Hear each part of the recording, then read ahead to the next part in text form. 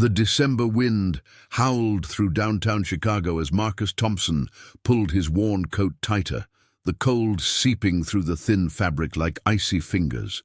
At 35, his weathered hands told the story of countless nights spent cleaning office buildings, his calloused palms evidence of a life lived paycheck to paycheck. The glittering towers around him seemed to mock his struggle, each lit window representing a world he'd never belonged to.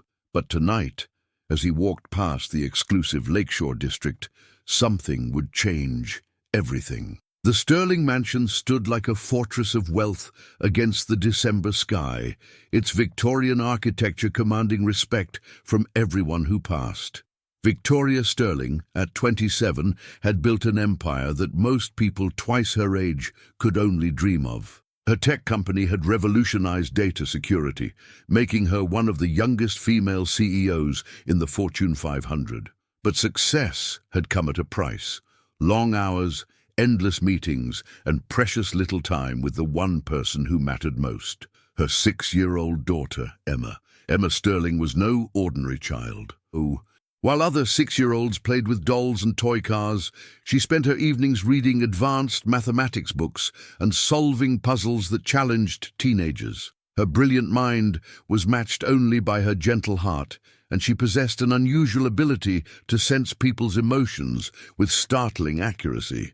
Tonight, she sat by her bedroom window on the mansion's second floor, her dark eyes scanning the street below with an intelligence that seemed far beyond her years. Marcus had been walking this same route for 3 years, ever since he'd taken the night shift at the Meridian Tower, just 6 blocks away. He'd never paid much attention to the massive homes that lined the street, their grandeur a painful reminder of everything he'd lost. 5 years ago, his life had been completely different. He'd been a successful architect with a loving wife, Sarah, and their twin children, Michael and Emma. Yes, Emma.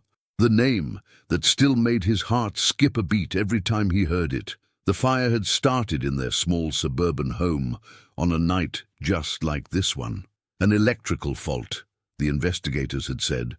By the time Marcus had awakened to the smell of smoke, the flames had already consumed the hallway leading to the children's room. He'd tried desperately to reach them, suffering severe burns to his arms and chest, but the structure had collapsed before he could save his family. Sarah and the twins had perished in the blaze, leaving Marcus with nothing but survivor's guilt and the haunting memory of their screams. Tonight, as he approached the Sterling mansion, something was terribly wrong. Orange light flickered behind the tall windows, and the acrid smell of smoke filled his nostrils. His heart began to race as the traumatic memories flooded back, but this time, something was different. This time he could do something about it. The flames were spreading rapidly through the mansion's lower level, having started in what appeared to be the kitchen. Victoria was at a late business dinner across town, completely unaware that her world was literally going up in smoke. Only Emma remained in the house, trapped on the second floor as the fire consumed the main staircase, her only escape route blocked by an inferno that grew more dangerous by the minute. Marcus didn't hesitate. Without thinking about his own safety, without considering the trauma that fire had caused him, he sprinted toward the burning building. The front door was already engulfed in flames, so he grabbed a garden stone and smashed through a ground floor window. The heat hit him like a physical blow, instantly bringing back every nightmare from 5 years ago. But somewhere above the crackling flames, he heard something that made his blood run cold, a child's cry for help. "Help! Somebody help me!" The voice was high and frightened, unmistakably that of a young girl. Emma had awakened to find her room filling with smoke, the hallway outside her door a corridor of fire. She was trapped, just as his own children had been all those years ago, but this time would be different. Marcus covered his nose and mouth with his shirt and began climbing the smoke-filled staircase. The wooden steps groaned ominously under his weight, some already beginning to char and weaken from the intense heat below. Each step brought back vivid memories of that night 5 years ago, when he'd been too late, too slow, too human to save the people he loved most. "I'm coming!" he shouted through the smoke. "Stay where you are, sweetheart. I'm coming to get you." Emma heard the voice cutting through her fear and pressed herself against her bedroom door. Something about the man's voice felt familiar, safe, though she'd never heard it before. Her exceptional intuition, the same gift that helped her solve complex problems, told her that this stranger was someone she could trust completely. Marcus reached the second floor, his lungs burning from the smoke, his eyes streaming tears that had nothing to do with the flames. The hallway stretched before him like a tunnel of fire, and at the end he could see a door with light seeping from underneath. That had to be where the child was trapped. He ran through the flames, feeling the heat sear through his clothes and into his skin. The pain was excruciating, bringing back every moment of agony from his own burns 5 years earlier. But he kept running, driven by a force stronger than fear, stronger than trauma, stronger than self-preservation. When he burst through Emma's bedroom door, he found her huddled by the window, her dark eyes wide with terror, but remarkably calm for a 6-year-old facing such danger. She looked up at him with an expression that stopped his heart cold. "I knew you would come," she said simply, as if she'd been expecting him all along. Marcus scooped her into his arms, and in that moment, something extraordinary happened. As their eyes met, both of them felt a connection that defied explanation. For Emma, it was like looking into the face of someone she'd known her entire life. For Marcus, it was like holding one of his own children again, the child he'd been unable to save. The journey back through the burning house was a nightmare of collapsing beams and spreading flames. Marcus shielded Emma with his body, taking the brunt of the heat and smoke as they navigated the treacherous path to safety. By the time they reached the broken window he'd entered through, his face was blackened with soot, his clothes singed and torn. But Emma Sterling was alive, and that was all that mattered. As they emerged from the burning mansion, Victoria's Mercedes was just pulling into the driveway. She'd received the call from her security company and had raced home, her heart pounding with a terror she'd never experienced before. What she saw when she stepped out of her car would be burned into her memory forever. A stranger, his face obscured by smoke and ash, carrying her most precious treasure to safety. Victoria fell to her knees on the cold pavement as Marcus gently placed Emma in her arms. Mother and daughter clung to each other while the flames continued to devour their home behind them. But all Victoria could focus on was the man who had risked everything to save her child. "Who are you?" she whispered, looking up at Marcus through her tears. Marcus stepped back into the shadows, his work done. He was already turning to leave when Emma's small voice stopped him cold. "Don't go," she said, her hand reaching toward him. "Please don't go. I think I know you." The emergency room at Chicago General was a flurry of activity as paramedics rushed Emma Sterling through the automatic doors. Victoria ran alongside the gurney, her designer heels clicking frantically against the linoleum floor, her perfectly styled hair disheveled from the chaos of the night. Emma, despite her ordeal, remained remarkably composed, her bright eyes constantly scanning the room as if searching for someone specific. "Mrs. Sterling, your daughter is going to be fine," Dr. Patricia Walsh assured Victoria as they wheeled Emma into an examination room. "She has minor smoke inhalation, but her vitals are stable.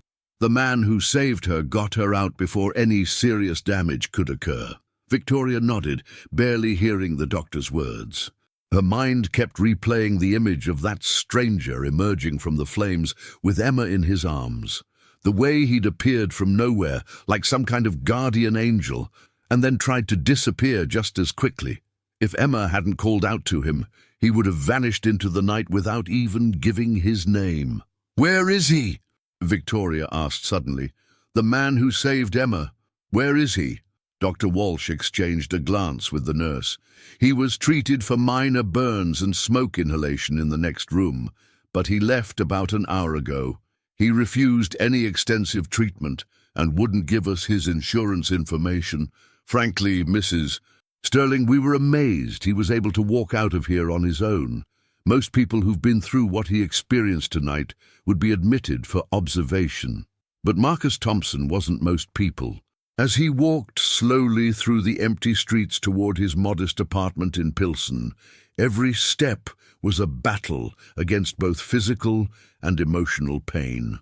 The burns on his arms throbbed beneath the simple bandages the hospital had applied, but that pain was nothing compared to the turmoil in his heart. Saving Emma had awakened something in him that he'd thought was buried forever. For 5 long years, he'd lived with the crushing weight of survivor's guilt, the knowledge that he'd failed to save his own family when they needed him most. But tonight, he'd succeeded where he'd once failed. He'd pulled a child from a burning building and delivered her safely to her mother's arms. Marcus's apartment was sparse and functional, a small 1-bedroom space that held only the bare necessities. He'd sold or donated everything from his previous life after the fire, unable to bear the constant reminders of what he'd lost.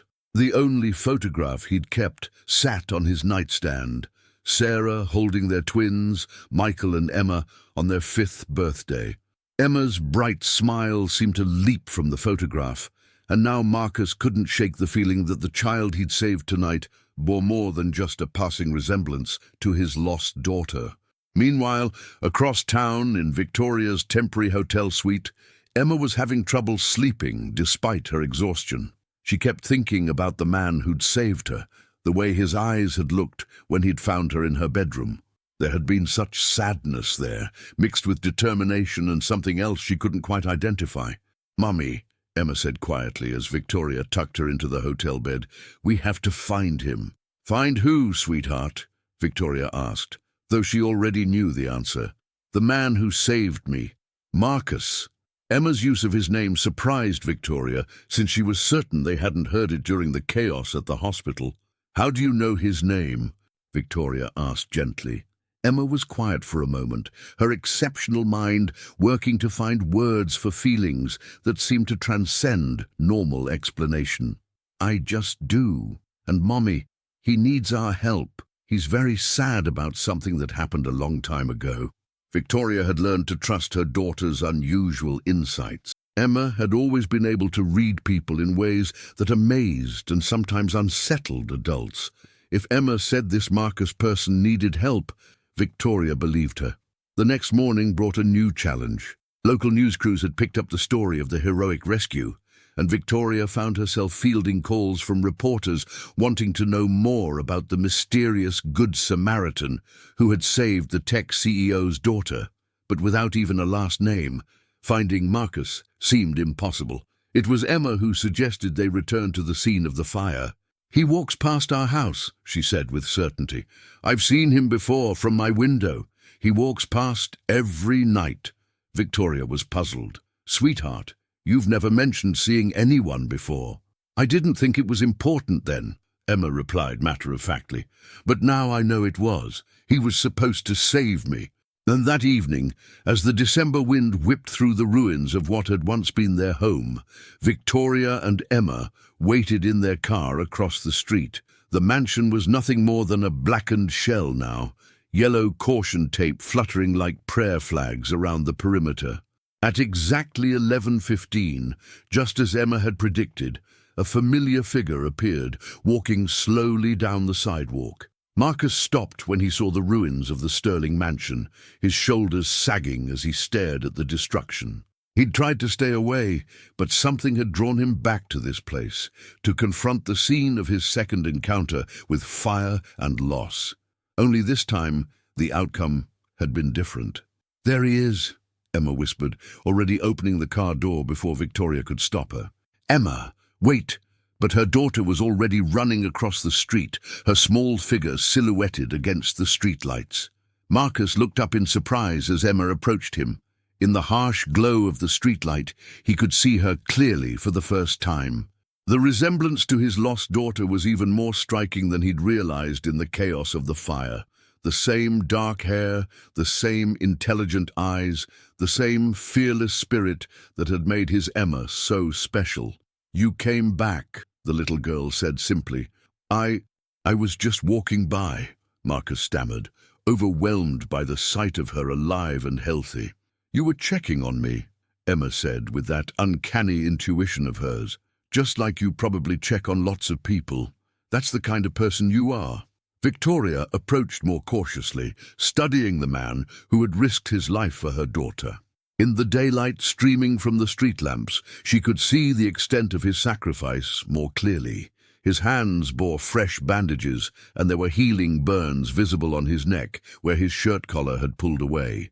His face, while no longer blackened by soot, showed the strain of someone who had pushed himself far beyond normal human limits. "Mr. Victoria began, extending her hand. "Thompson. Marcus Thompson," he replied, accepting her handshake with obvious reluctance. "Mr. Thompson, I owe you everything. My daughter is my whole world, and you saved her life. Please, let me repay you somehow. Let me help you." Marcus shook his head firmly. "I don't want anything. I'm just glad Emma's safe." The use of her daughter's name surprised Victoria. She was certain it hadn't been mentioned during their brief encounter at the hospital. "How did you know her name?" Marcus froze, realizing his mistake. The truth was too complicated, too painful to explain to strangers. How could he tell them that he'd had a daughter named Emma? That hearing this child's name had been like a voice calling to him from the grave? Someone at the hospital must have mentioned it," he said weakly. But Emma was studying him with those penetrating eyes of hers, and Marcus felt like she could see straight through to his soul. "You had a little girl named Emma, too," she said quietly. "Didn't you?" The words hit Marcus like a physical blow. He took a step backward, his face pale in the streetlight. How could she possibly know that? He'd never told anyone about his children, had never even spoken their names aloud since the funeral. "I have to go," he said abruptly, turning away. "Wait!" Victoria called after him. "Please, Mr. Thompson, Emma's right, isn't she? You've lost someone." Marcus stopped, but didn't turn around. His whole body was trembling, and when he spoke, his voice was barely above a whisper. "I lost everything. 5 years ago, a house fire. My wife, Sarah, and our twins, Michael and Emma. They were only 5 years old." The silence that followed was deafening. Victoria felt her heart break for this man who had suffered such an unimaginable loss, and yet had still found the courage to run into flames to save her daughter. Emma walked up to Marcus and gently took his bandaged hand. "That's why you saved me," she said with startling clarity. "You couldn't save your Emma, but you could save me." Marcus finally turned around, tears streaming down his face. "She would have been your age now, 6 years old." Emma looked up at him with an expression of compassion that seemed far too mature for her years. "She sent you to me. I know she did. That's why I felt like I knew you." And in that moment, standing in the shadow of the ruined mansion, 3 lives forever changed by tragedy and heroism began to intertwine in ways none of them could have imagined. But the most shocking revelation was yet to come. The coffee shop on Milwaukee Avenue had become an unlikely meeting place for 3 souls bound together by fire and fate. Victoria had insisted on treating Marcus to breakfast, though he'd initially protested that he needed to get some sleep before his night shift. Emma had settled the matter by announcing that she wouldn't go to school until she'd properly thanked the man who saved her life. "You don't have to do this," Marcus said quietly as they sat in a corner booth, his calloused hands wrapped around a steaming mug of black coffee. "I'm not used to this kind of attention." Victoria studied him across the table, noting the way he kept his eyes downcast, the careful distance he maintained even in conversation. "Mr. Thompson, what you did takes extraordinary courage. Most people would have called 911 and waited for the fire department." "I couldn't wait," Marcus replied, his voice barely audible. "I've heard those sounds before. A child calling for help in a burning building. I couldn't live with myself if I'd just walked away." Emma, who had been quietly coloring on the paper placemat with crayons the waitress had provided, looked up suddenly. "You tried to save them, didn't you? Your Emma and Michael." Marcus's coffee mug trembled in his hands. The directness of the question, coming from a 6-year-old who somehow seemed to understand things that most adults couldn't grasp, left him speechless for a moment. "The fire spread too fast," he finally managed. "By the time I realized what was happening, the hallway to their room was already engulfed. I tried to get through, but..." He rolled up his sleeve, revealing old burn scars that crisscrossed his forearm like a roadmap of pain. The ceiling collapsed before I could reach them. Victoria felt tears welling in her eyes as she looked at the evidence of his past trauma. "Marcus, you almost died trying to save them. You can't blame yourself." But I do," Marcus said simply. "Every single day for 5 years, I've blamed myself. I was their father. I was supposed to protect them, and I failed." Emma set down her crayon and looked directly at Marcus. "My daddy died when I was 3, she said matter-of-factly. "Mommy says it wasn't his fault, that sometimes bad things just happen.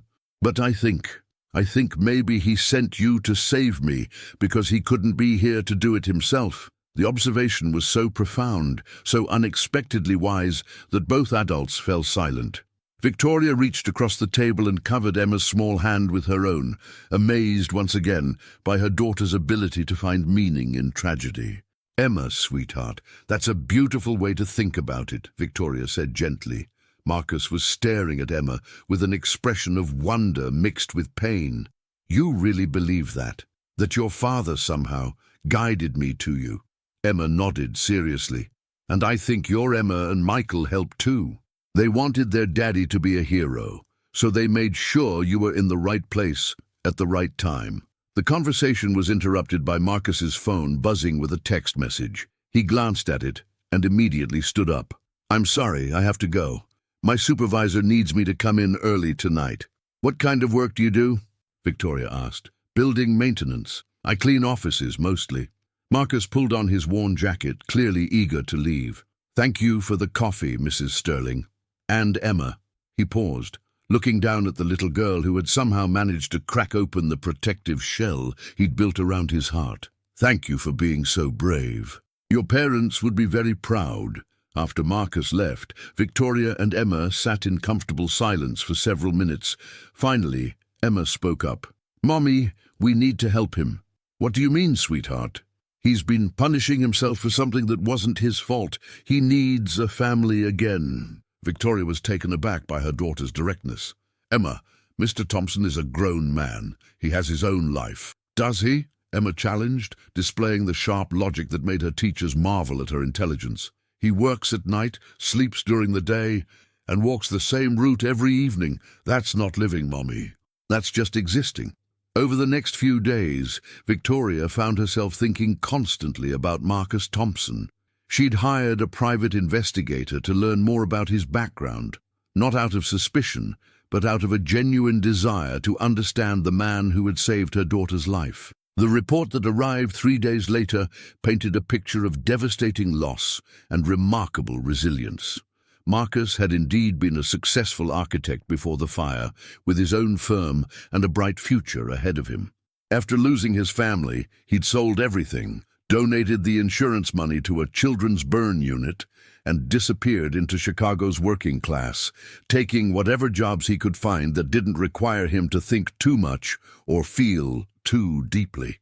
Single dad jumps into the flames to save millionaire's daughter. She couldn't believe her eyes. Before we dive in, whether you're having your morning coffee or winding down for the night, you're exactly where you need to be. But what struck Victoria most was a detail buried in the middle of the report. Marcus had been volunteering at a local homeless shelter every Sunday for the past 2 years, serving meals and helping with clothing drives. Despite his own profound loss, he was still finding ways to help others. That Sunday, Victoria and Emma found themselves at St. Vincent's shelter on the south side, ostensibly there to make a donation, but really hoping to see Marcus. They spotted him immediately, working quietly in the kitchen, his sleeves rolled up as he helped serve breakfast to the shelter's residents. "Mr. Marcus!" Emma called out, breaking away from her mother and running toward him. Marcus turned in surprise, his face lighting up in a way Victoria had never seen before. "Emma, what are you doing here?" "We came to help," Emma announced, as if it were the most natural thing in the world. "Mommy brought clothes and food, and I brought some of my old toys for the kids here." Victoria approached more slowly, carrying several bags of donations. "I hope we're not intruding." Emma insisted we come. Marcus wiped his hands on his apron, clearly moved by their gesture. This is really kind of you, both of you." As they worked together serving meals and sorting donations, Victoria observed Marcus interact with the shelter residents. He knew many of them by name, listened patiently to their stories, and treated each person with dignity and respect. Children especially seemed drawn to him, perhaps sensing the gentleness that lay beneath his reserved exterior. "You're good at this," Victoria commented as they watched Marcus help a shy little boy pick out a winter coat. "Kids are honest," Marcus replied. "They don't pretend everything's okay when it's not. They just exist in the moment, you know? I find that comforting." As the morning wore on, Emma made herself at home among the shelter children, sharing her toys and reading stories with an enthusiasm that warmed everyone's hearts. Victoria found herself watching Marcus watch Emma, seeing the way his expression softened whenever the little girl laughed or smiled. It was while Emma was playing with a group of younger children that she suddenly stopped and walked over to Marcus. "Can I ask you something?" "Of course." "Do you think your Emma would want you to be sad forever?" The question hit Marcus like a lightning bolt. He knelt down to Emma's eye level, his voice thick with emotion. I never really thought about it that way." "Well, I think she'd want you to remember her by being happy sometimes, by helping other kids, like you helped the kids here, like you helped me." Victoria felt her heart swell as she watched her daughter reach out and gently touch Marcus's scarred hand. "I think she'd want you to have a family again, not to replace her but to honor her memory by loving other people." Marcus was quiet for a long moment, tears threatening to spill from his eyes. When he spoke, his voice was barely a whisper. "You're a very wise little girl, Emma Sterling." "I know," Emma replied with 6-year-old confidence. "Mommy says I get it from my daddy. He was smart too." That afternoon, as they prepared to leave the shelter, Marcus surprised them both by asking, Would you like to have dinner sometime?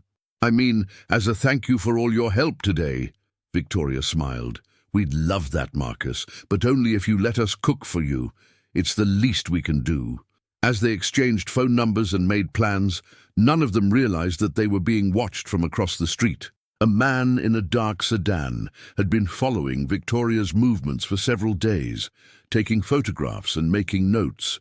The same man who had been investigating the circumstances of the Sterling Mansion fire, looking for answers that would shock everyone involved. The fire that had brought Marcus and the Sterling family together was not the accident it appeared to be, and the connections between their past and present ran deeper than any of them could have imagined. But that revelation would have to wait. For now, 3 people who had been broken by loss were slowly beginning to heal each other, one shared moment at a time. 3 weeks had passed since that Sunday at the shelter, and the unlikely friendship between Marcus, Victoria, and Emma had deepened in ways none of them had expected. Victoria had rented a spacious apartment in Lincoln Park while her insurance company processed the claim from the mansion fire, and somehow Marcus had become a regular visitor, usually arriving with takeout dinner and staying to help Emma with her homework. Tonight was different, though. Victoria had insisted on cooking, and the aroma of pot roast filled the apartment as Emma worked on a particularly challenging math problem at the kitchen table. Marcus sat beside her, patiently explaining long division in a way that made the complex concept seem simple. "You're really good at this," Victoria observed, stirring the gravy as she watched them work together. "Have you ever thought about teaching?" Marcus looked up from Emma's workbook, a shadow crossing his face. "I used to help my kids with their homework every night. Michael was struggling with reading, and My Emma was already doing multiplication at 5 years old. Just like this, Emma," Victoria said softly, noticing how their daughter had solved 3 problems while they were talking. "The resemblance is remarkable," Marcus admitted, his voice thick with emotion.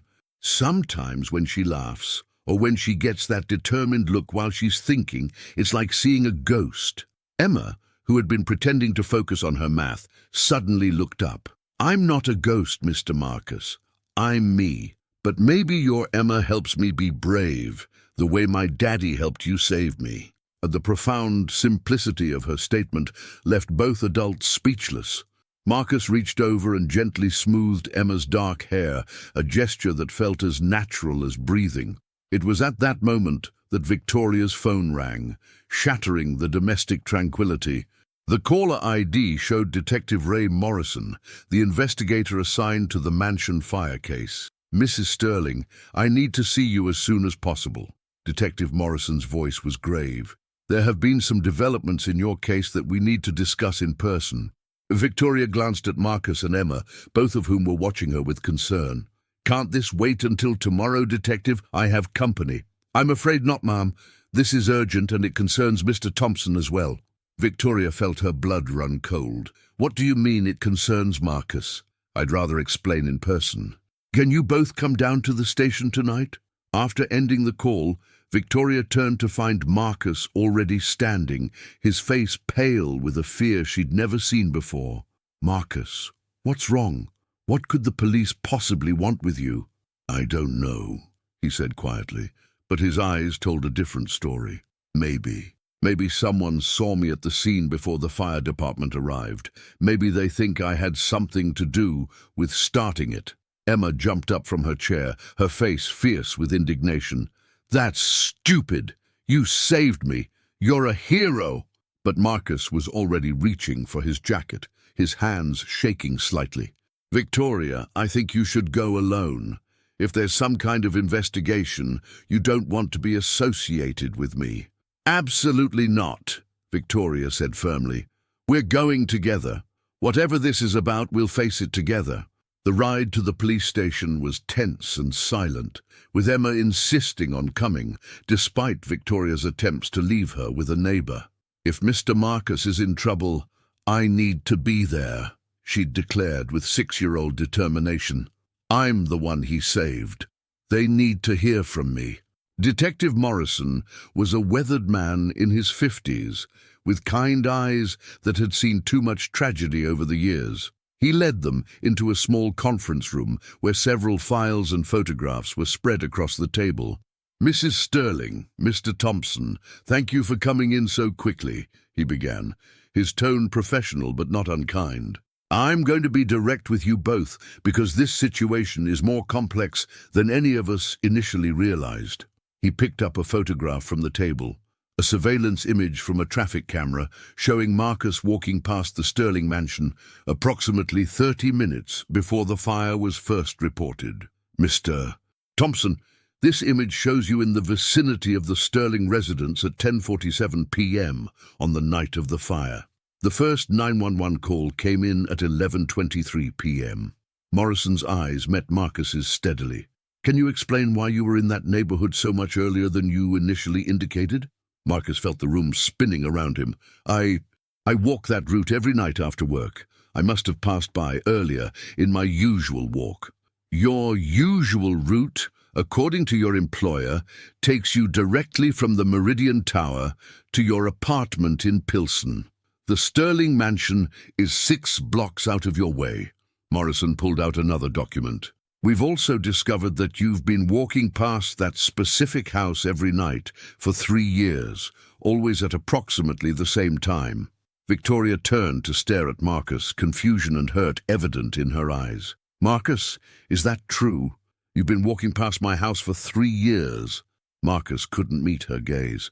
The truth was too complicated, too painful to explain. How could he tell them that he'd been drawn to that house because sometimes, on clear nights, he could see Emma's silhouette in her bedroom window, and for just a moment he could pretend his own daughter was still alive? "There's more," Detective Morrison continued, spreading additional photographs across the table. "These are images from the fire scene analysis. The fire started in the kitchen, but the pattern of burn damage suggests it may not have been accidental." Emma, who had been sitting quietly beside her mother, suddenly spoke up. "Someone started the fire on purpose?" "We believe so, Emma," Morrison replied gently. "And we think whoever did it knew that your mother was supposed to be at dinner that night, but might not have known you were home." Victoria felt sick. "Are you saying someone tried to burn down my house, thinking it would be empty?" "That's exactly what I'm saying. And Mr. Thompson, your presence in the area 30 minutes before the fire, combined with your intimate knowledge of Mrs. Sterling's nightly routines, has raised some questions. What kind of questions? Victoria demanded, though part of her was beginning to piece together the implications. Morrison pulled out a thick file. Mrs. Sterling, have you ever heard the name Thompson Sterling Architecture? Victoria's face went white. That was my late husband's firm, David Sterling's company, but it closed after he died. Actually, it was a partnership. David Sterling and Marcus Thompson were business partners for 7 years. They built some of the most prestigious buildings in Chicago together. The room fell into stunned silence. Marcus finally looked up, his eyes filled with anguish. Victoria, I can explain. You knew my husband. Victoria's voice was barely a whisper. You knew David and you never told me. Emma was looking back and forth between the adults, her sharp mind working to process this revelation. Mr. Marcus, did you know my daddy? Marcus closed his eyes, the weight of 3 years of deception crushing down on him. David was my best friend. He was the best man at my wedding. He and Sarah were Emma and Michael's godparents. The truth hung in the air like a physical presence. Victoria struggled to breathe as the implications became clear. The night David died, the car accident. You were supposed to be with him. We were supposed to drive to the Milwaukee project site together, Marcus confirmed, his voice breaking. But Emma, my Emma, had a fever, so I stayed home with her and Sarah. David went alone. If I had been there, if I had been driving, he might still be alive, Victoria finished, the words escaping as barely more than a breath. Detective Morrison cleared his throat uncomfortably. There's something else, Mr. Thompson. After your family died in the fire 5 years ago, you received a substantial insurance settlement. Our records show you donated the entire amount, nearly $2 million, to the David Sterling Memorial Fund for burn victims. Victoria stared at Marcus in shock. She'd been managing that memorial fund since David's death, never knowing that its largest single donation had come from the man now sitting across from her.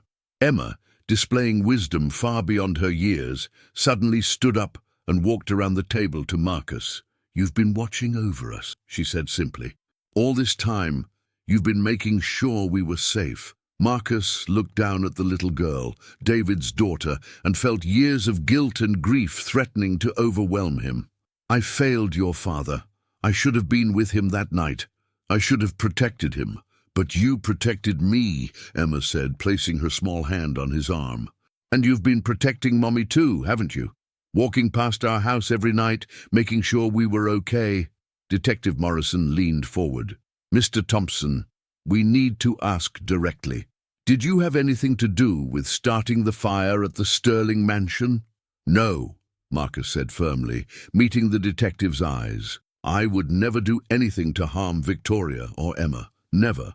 Then why didn't you tell Mrs. Sterling about your connection to her husband? Marcus looked at Victoria, his heart breaking at the pain and confusion in her eyes. Because I was a coward. Because I couldn't face telling David's widow that I let her husband down. Because I couldn't bear to see the blame in her eyes that I see in the mirror every day. Victoria was quiet for a long moment, processing everything she'd learned. Finally she spoke. Marcus, David's death wasn't your fault. It was a drunk driver who ran a red light. Even if you had been there, you both might have died. Oh, but I wasn't there, Marcus replied, just like I wasn't fast enough to save my family. I keep failing the people I'm supposed to protect. Emma climbed onto Marcus's lap, something she'd never done before. You didn't fail me, and you didn't fail my daddy either. He would be happy that you saved me. Detective Morrison watched this interaction with growing certainty about Marcus's innocence. Mr. Thompson, I believe you, but we still need to find out who did start that fire. Someone wanted to hurt the Sterling family, and they're still out there. Rigid. As they left the police station that night, the dynamic between the three of them had shifted irrevocably. Victoria was quiet during the drive home, processing the revelation that the man who had saved her daughter was also connected to the husband she'd lost 5 years earlier. Are you angry with me? You... Marcus asked quietly as they pulled into Victoria's apartment building. Victoria was silent for a long moment. "I'm angry that you didn't trust me enough to tell me the truth. But Marcus, I'm not angry about David. His death wasn't your fault, any more than your family's death was your fault." Emma, who had fallen asleep in the back seat, stirred as they parked. "Are we home?" "Yes, sweetheart," Victoria said softly. "We're home." But as they walked toward the building, none of them noticed the dark sedan that had been following them, or the man inside taking photographs and making notes. The real threat to their newfound family was still lurking in the shadows, and the most dangerous revelation was yet to come. The revelation about Marcus's connection to David Sterling had changed everything, but not in the way anyone expected. Instead of driving them apart, the truth had somehow brought them closer together. Victoria had insisted that Marcus stay for dinner, and as they sat around her kitchen table, the conversation flowed more naturally than it ever had before. "Tell me about David," Victoria said quietly, as Emma played with her food, listening intently. "I know he was your business partner, but what was he like as a friend?" Marcus smiled for the first time since leaving the police station. "He was the most optimistic person I'd ever met. Even when we were struggling to get the firm off the ground, eating ramen noodles for dinner every night, David was convinced we were going to change the skyline of Chicago." "He did change it," Victoria said proudly.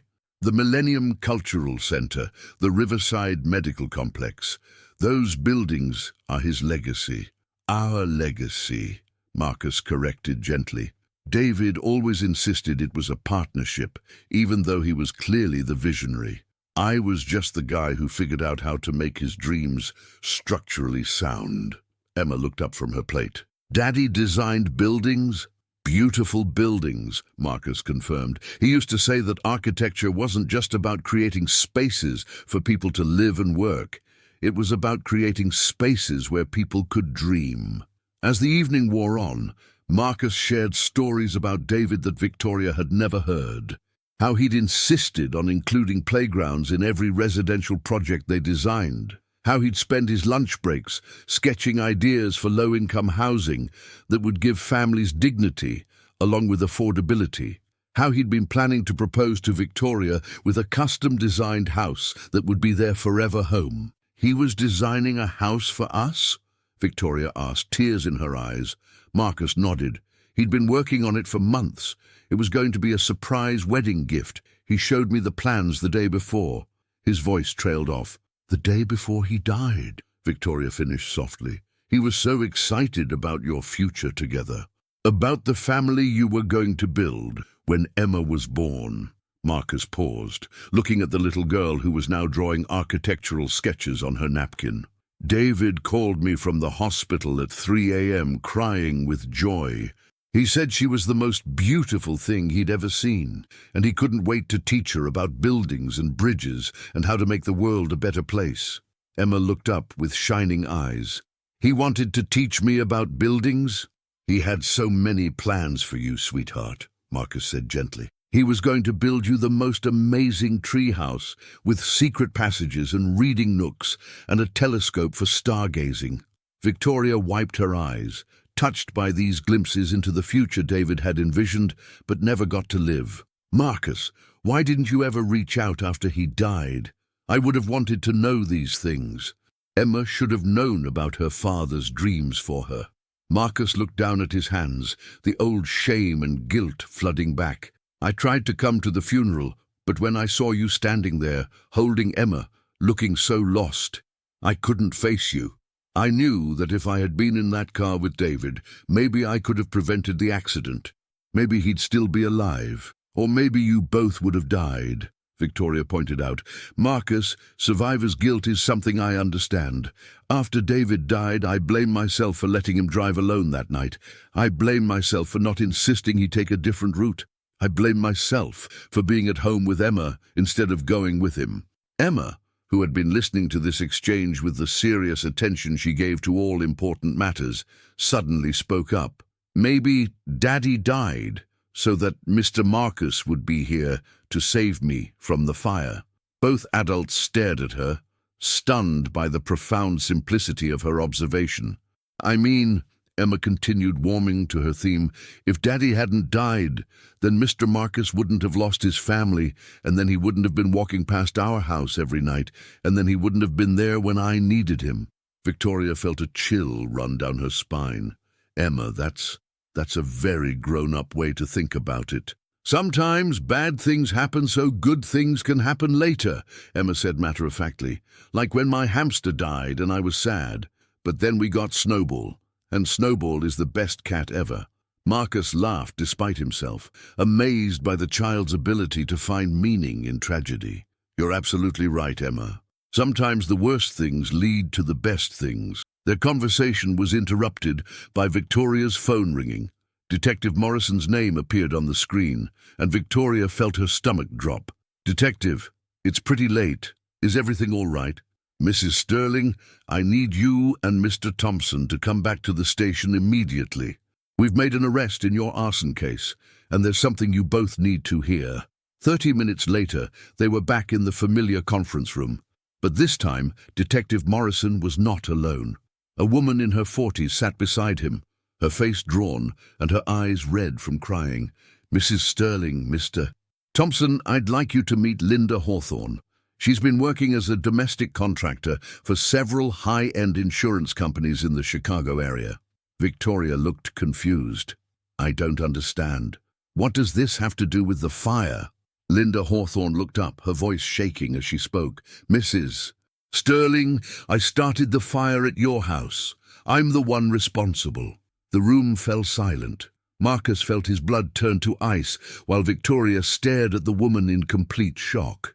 "Why?" Victoria whispered. "Why would you do such a thing?" Linda began to cry. "It wasn't supposed to hurt anyone. The intelligence I received said you were at a business dinner and would be out all evening. Your daughter was supposed to be at her grandmother's house for the weekend." "What intelligence?" Detective Morrison asked sharply. "My employer told me that the house would be empty. It was supposed to be a simple insurance fraud case. Start a small fire in the kitchen, make it look electrical, collect a hefty payout. No one was supposed to get hurt." Victoria leaned forward, her face pale. "Who hired you? Who wanted my house burned down?" Linda Hawthorne looked directly at Victoria, her next words changing everything they thought they knew about the case. "Your business partner, Richard Caldwell." Victoria felt the world spinning around her. "Richard? That's impossible. Richard would never—" "Mrs. Sterling," Detective Morrison interrupted, "we've been investigating Mr. Caldwell's finances. Your company has been hemorrhaging money for the past 6 months due to some very bad investments he made without your knowledge. He stood to collect a substantial insurance payout from the destruction of your personal assets, money he desperately needed to cover his embezzlement." "Embezzlement?" Victoria's voice was barely a whisper. "He's been systematically stealing from Sterling Tech for over a year.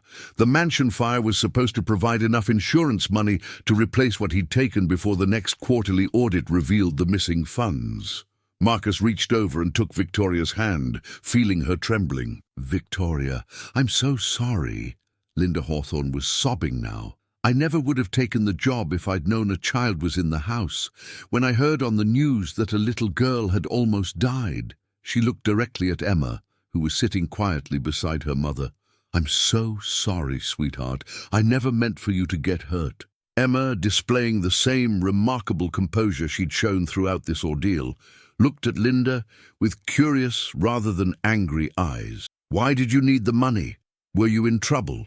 Linda was taken aback by the directness of the question. "My daughter has leukemia. The experimental treatment she needs costs more than I could ever afford. Mr. Caldwell promised me $50,000 if I could make your mother's fire look like an accident." The room fell silent as everyone processed this information. Here was a mother who had committed a crime to save her child's life, just as Marcus had risked his life to save Emma. Victoria looked at Linda with a mixture of anger and compassion. "How old is your daughter?" "She's 7. Her name is Amy." Emma immediately perked up. "Is she going to be okay?" "I don't know," Linda admitted. "Without the treatment." Victoria was quiet for a long moment, and Marcus could see her brilliant mind working through the moral complexities of the situation. Finally she spoke. "Detective Morrison, what will happen to Mrs. Hawthorne?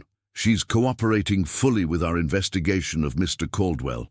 Her sentence will depend on a number of factors, including the extent of her cooperation and the circumstances that led to her actions." Victoria looked at Linda Hawthorne, a mother who had made a desperate choice to save her child, just as Marcus had made a heroic choice to save Emma. "Mrs. Hawthorne, I want you to know that I don't blame you for what you did. A mother will do anything to protect her child. I understand that." Linda looked up in surprise. You forgive me? "I forgive you, and I want to help Amy get the treatment she needs." Marcus squeezed Victoria's hand, proud of her compassion, even in the face of betrayal. Emma smiled broadly, clearly approving of her mother's decision, but the biggest shock was yet to come. As Detective Morrison prepared to conclude the meeting, he pulled out one final file. "There's one more thing," he said solemnly. "In investigating Mr. Caldwell's finances, we discovered something else, Mr. Thompson. The fire that killed your family 5 years ago. It wasn't an accident either." Marcus felt the blood drain from his face. "What do you mean?" "Richard Caldwell had taken out a substantial insurance policy on Thompson Sterling Architecture shortly before your partner David Sterling's death. When David died and you dissolved the partnership, Caldwell found himself with a worthless policy. He needed to create a situation where he could collect on a different policy, one he'd secretly taken out on your personal assets." The room was spinning. Victoria gripped Marcus's hand tighter as the detective continued. "Richard Caldwell hired the same contractor who would later work for him on the Sterling Mansion fire. Your family's deaths, Mr. Thompson, were not accidental. They were murder." The revelation that Richard Caldwell had been responsible for both fires hit the room like a physical blow. Marcus sat in stunned silence, his mind reeling as 5 years of guilt and self-blame crumbled around him. Victoria felt sick to her stomach, realizing that her trusted business partner had not only betrayed her company, but had been a cold-blooded killer. Emma, with the remarkable intuition that had guided her throughout this ordeal, walked over to Marcus and climbed into his lap. "It wasn't your fault," she said simply, wrapping her small arms around his neck. "It was never your fault." Marcus held her close, tears streaming down his face as the weight of years of undeserved guilt finally lifted from his shoulders. "My babies," he whispered. "My Sarah, my Michael, my Emma. They didn't die because I failed them. They died because a monster wanted money." Detective Morrison cleared his throat gently. "Mr. Thompson, I know this is a lot to process, but I need you to know that we have enough evidence to charge Richard Caldwell with multiple counts of murder, conspiracy, arson, and embezzlement. He's going to prison for the rest of his life." "Where is he now?" Victoria asked, her voice barely controlled. "In custody." "He was arrested 3 hours ago at O'Hare Airport, trying to board a flight to the Cayman Islands, with forged documents and nearly $2 million in cash." Linda Hawthorne looked up from her own tears. "I'm so sorry. If I had known what kind of man he really was, if I had known about your family, Mr. Thompson, I would never have agreed to work for him." Marcus looked at her with surprising compassion. "You were trying to save your daughter's life. I can't fault you for that." Victoria stood up suddenly, pacing to the window as she processed everything they'd learned. 5 years, she said quietly. "For 5 years, I've been in business with the man who murdered David's best friend and his family. For 5 years, I've trusted him with my company, my livelihood, my daughter's future." Marcus gently set Emma aside and walked over to Victoria. "He fooled everyone. Even David trusted him completely." "But David didn't know what Richard was capable of," Victoria said, turning to face him. "Marcus, if David hadn't died in that car accident, Richard would have found another way to get to the insurance money. He might have killed David too." The thought sent a chill through the room. Emma, who had been listening with the serious attention she gave to all important matters, spoke up once again. "So, Daddy's accident saved him from being murdered." Detective Morrison nodded grimly. It's entirely possible, Mr. Caldwell's financial records show he was already in deep debt from gambling 5 years ago, around the time of your father's accident. If David Sterling had lived, he would have eventually discovered the missing money and exposed Caldwell's crimes. Victoria sank into her chair, overwhelmed by the twisted connections between past and present. So Richard killed Marcus's family out of greed, and then tried to kill Emma and me for the same reason. But he failed, Emma said firmly. He failed because Mr. Marcus was there to save me, because Daddy and Sarah and Michael and the other Emma were watching over us. Marcus knelt down beside Emma's chair, looking into her wise 6-year-old eyes. Do you really believe that? That somehow all of this was meant to happen? Emma nodded solemnly. I think the people who love us never really go away. They find ways to take care of us, even when we can't see them. Linda Hawthorne wiped her eyes and looked at Victoria. Mrs. Sterling, I know I have no right to ask anything of you, but my daughter Amy. Victoria didn't hesitate. Detective Morrison, what needs to happen for Mrs. Hawthorne to get the help she needs for her daughter? Her cooperation in the Caldwell case will likely result in a suspended sentence and community service. She'll be able to care for Amy during her treatment. Victoria pulled out her phone and made a quick call. When she hung up, she looked at Linda with a gentle smile. I've just arranged for Amy to be admitted to Children's Memorial Hospital. The experimental treatment she needs will be fully funded through the David Sterling Memorial Foundation. Linda began crying again, but this time they were tears of gratitude and relief. I don't understand. Why would you help me after what I did? Emma answered before her mother could speak. Because that's what families do. They help each other, even when it's hard. Marcus looked at Emma with wonder. Families. Emma looked between Marcus and her mother, her expression serious but hopeful. We are a family, aren't we? Maybe not the regular kind, but the kind where people love each other and take care of each other. Victoria felt her heart swell as she looked at this man who had saved her daughter's life, who had carried the guilt of 2 tragedies that weren't his fault, who had quietly watched over them for 3 years without expecting anything in return. Marcus, she said softly, Emma's right. We are a family. We've been a family since the night you carried her out of that fire. Marcus stood up, his voice thick with emotion. Victoria, I need you to know that I never expected, I never hoped for anything like this. I was content just knowing that you and Emma were safe. I know, Victoria replied, taking his scarred hands in hers. That's exactly why you deserve to be loved again. That's why David would approve of this, why Sarah and your children would want this for you. Emma jumped up and wrapped her arms around both of them. Group hug. That's what families do. Detective Morrison smiled as he watched the 3 of them embrace, thinking about how rare it was in his line of work to witness something so purely good emerging from tragedy. Linda Hawthorne watched with tears of joy, amazed that her attempt to harm this family had somehow led to their healing. 6 months later, as spring sunshine streamed through the windows of their new home, a beautiful house that Marcus had designed as a blend of David's architectural vision and his own structural expertise, the Thompson-Sterling family was gathered around the breakfast table. Marcus and Victoria had married in a simple ceremony at the same church where David's memorial service had been held, with Emma serving as both flower girl and ring bearer. The guest list had included Linda Hawthorne and her daughter Amy, whose leukemia was now in complete remission thanks to the experimental treatment.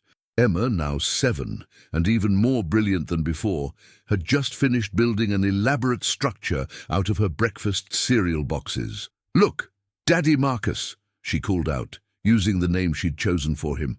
I designed a hospital where kids can get better and play at the same time. Marcus smiled, his heart full as he examined her creation. That's brilliant, sweetheart. You definitely inherited your father's vision for making the world a better place. Victoria looked around their breakfast table, at her daughter who had found the father she'd always needed, at her husband who had found peace and love after years of guilt and loneliness, at the photos on the wall that honored both David's memory and Marcus's first family, and felt completely content.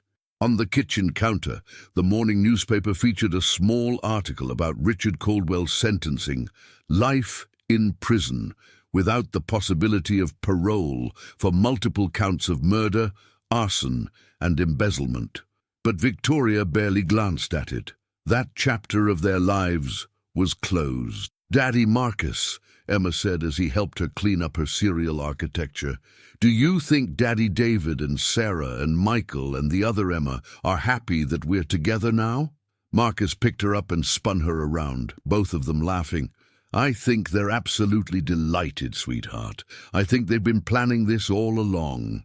Victoria joined them in their impromptu dance party in the kitchen, and as she watched Marcus swing Emma around, she could almost see David's approving smile and hear his voice saying what he'd told her the night before he died.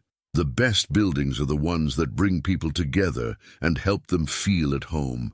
This family, built from the ashes of tragedy and cemented by love, was the finest structure any of them had ever been part of. And as they danced in the morning sunshine, surrounded by the laughter of a child who had brought them together, they knew that some buildings, the ones constructed from love, forgiveness, and hope, were truly built to last forever.